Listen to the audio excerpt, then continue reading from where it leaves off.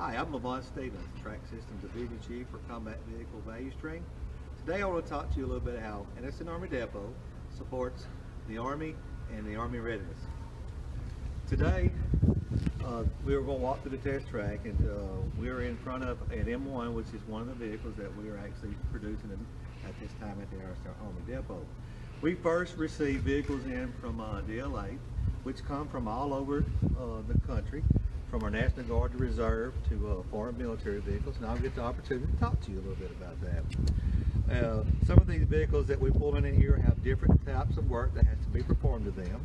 We receive a scope of work from every one of our customers that allows us and tells us what to do and what level of work to perform to these.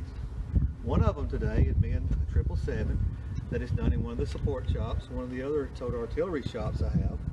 And this is one of them that is completed. We bring it in here. It is a lot of times been damaged, some of them been battle damaged, and I'll get to talk through some of that as we walk. The M1s we pulled in today, like you seen at the door, is one type that we start in the disassembly area. We have right now 4 different variants of the M1. But to give you a little bit of ideas, we bring the vehicles in disassembly. Those vehicles, depending on their scope of work and level of maintenance required, are pulled in. We start disassembling those items. Those items get removed. They are routed to different work centers. And in work centers, they'll bring that back up to a condition code A, which is like new.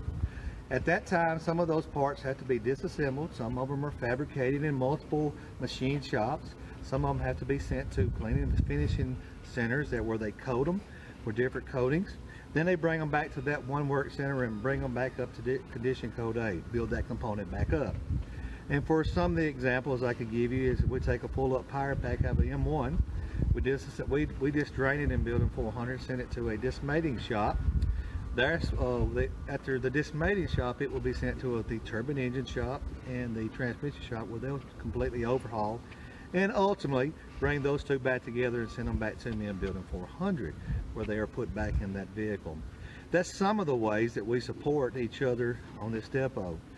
We also do return to stock programs, those work centers. So not only do they support Track Systems, they support all the end users out there for small parts like engines, transmissions, starters, generators.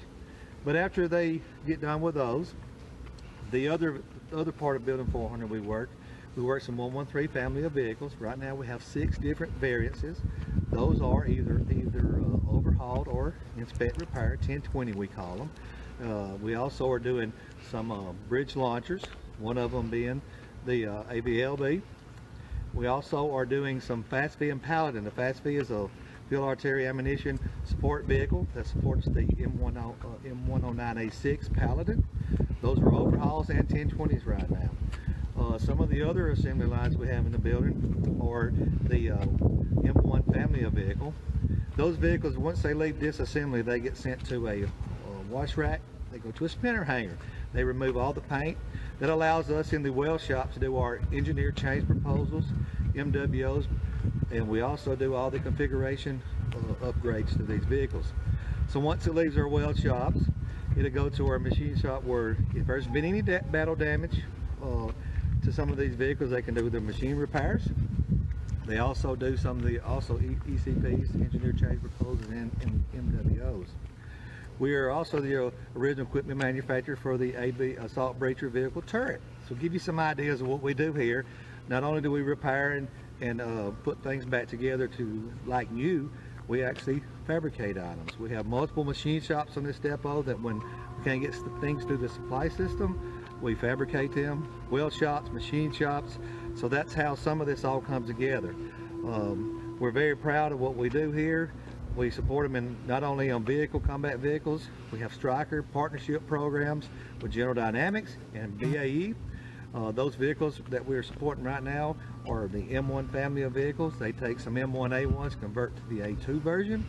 They're also doing some of the foreign military vehicles, partnership with us on those. BAE is doing the M88A1 to the conversion of the M88A2 Hercules. That's just to name a few. Honeywell also supports with the turbine engine, so we have a lot of partnership programs that help us support Army readiness. And once we get done with those vehicles in building 400, those vehicles are brought out to the test track where they will be run. We do a safety check before we put a turret on it to make sure there's no major malfunctions. Once the turret is mated to it, that vehicle is then brought out to final test where they are required to perform different things to make sure this vehicle is ready for the Army. And with that being said, I turn it over to Mr. Reggie. Hello, good afternoon. My name is Reggie Henry. I'm Division Chief for Final Operations here at Anderson Army Depot.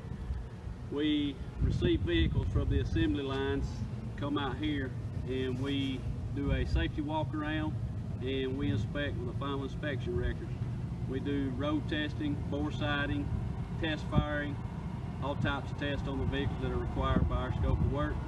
Once we get done with our final inspection, we'll send it over to a wash rack and paint shop. It goes through a quality check after it comes out of the paint. Then it's delivered back out here to us, and we'll do a joint inspection with quality. And we either have customers come here to inspect with us to buy off on the tanks, or we'll send tanks out over to DLA, and they'll ship them off to a unit, and we'll send people TDY to go hand those tanks off. That being said, now you know how Anderson Army Depot